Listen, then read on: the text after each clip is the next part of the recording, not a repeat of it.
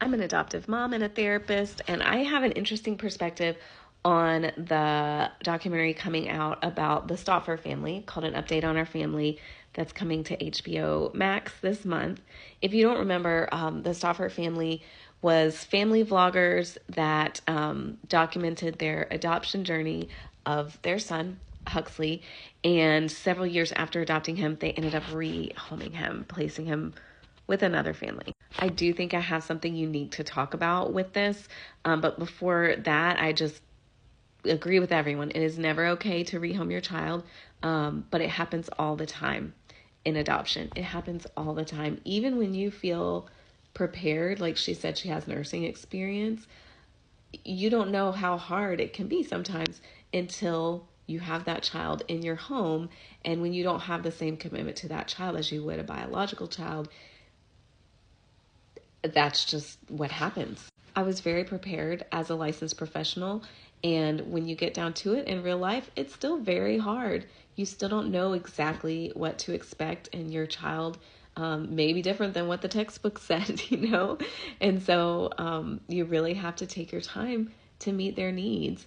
And I empathize with how hard I'm sure it was. It's not okay to rehome your child. Also, they truly exploited Huxley and his story for content. That's a whole other thing. I mean, they're exploiting all these kids. They were. But there's another layer to it. When it's an adoptee, you're exploiting their trauma. When you're telling their story, you're exploiting their trauma. But here's what I really want to get to. Thanks for sticking around. Family planning around adoption. So they adopted Huxley at 2.5. So they may have already had this little boy. They seem like they're the same age.